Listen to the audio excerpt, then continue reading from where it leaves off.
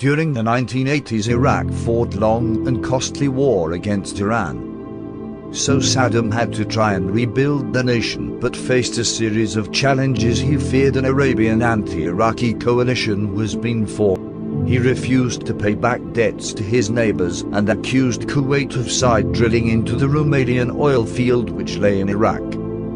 He also accused Kuwait of breaking the oil production quotas implemented by OPEC, and this reduced the price of oil and cost Iraq billions. But Kuwait had long been claimed by Iraq because it was part of the Ottoman province of Basra, and Saddam began threatening military action against Kuwait in 1990s, saying they were acting on behalf of US. The Americans had supported Hussein during his war with Iran, but Iraq had been allied with the Soviet Union during the Cold War and supported the PLO in their fight against Israel. Nevertheless, the Saddam Hussein moved troops near to Kuwait. The Americans held the Jeddah talks with him in July. Kuwait should pay compensation for the use of the Romania oil fields or evacuate only.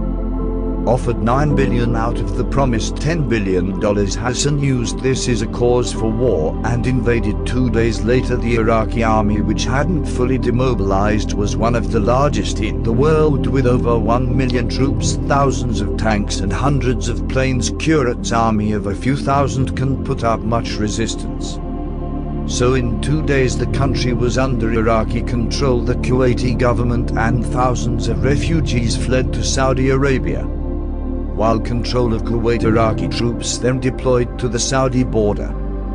So the US on August the 7th launched Operation Desert Shield aircraft carriers, sending in 500,000 troops to send to Saudi Arabia to deter Saddam from attacking and capturing the oil-rich border. So he gave a list of demands, including Israeli withdrawal from Arab land, Iraqi access to the Persian Gulf, and even a favorable trade deal with the US. But the US was unwilling to negotiate, so the UN gave Iraq until mid-January 1991 to pull out of Kuwait or be forced out. President Bush spent this time making a coalition, and this coalition of over 30 nations included Arab states like Saudi Arabia, Qatar and UK, most Western Europe, and even countries like UK and France. The deadline for withdrawal passed, so on January the 17th, Operation Desert Storm was launched. Massive air campaign dropped over 100,000 bombs, destroying a great deal of Iraq's Air Force communication facilities and Scud missile launchers. However, Iraq responded by launching Scud missiles into Israel, hoping Israel would retaliate and declare war. Hoping Hussein would then get the backing of other Arab nations, but the US kept Israel from responding, so Iraq tried to move into Saudi Arabia in late January at the border town of Kafjila. Iraqis were quickly driven out by the coalition army backed by air support, but the coalition waited until mid-February before countering.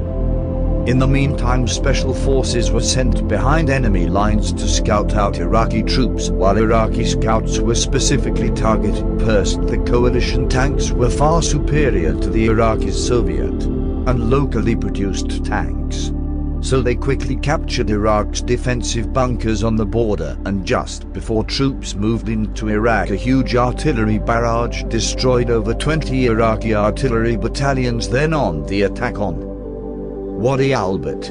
In this tricked the Iraqis into reinforcing their position in the south. The coalition instead swept through the now relatively undefended desert. But the Iraqis proved incapable of stopping the advance, so Saddam ordered a full retreat, although Marines still had to fight to gain control of the Kuwaiti International Airport. The emir was restored to power, and he quickly began to persecute suspected Iraqi sympathizers. Thus, as the Iraqis retreated, their convoy was heavily bombed, and this road was dubbed the Highway of Death. But the retreating Iraqis did set fire to hundreds of oil wells before signing a ceasefire.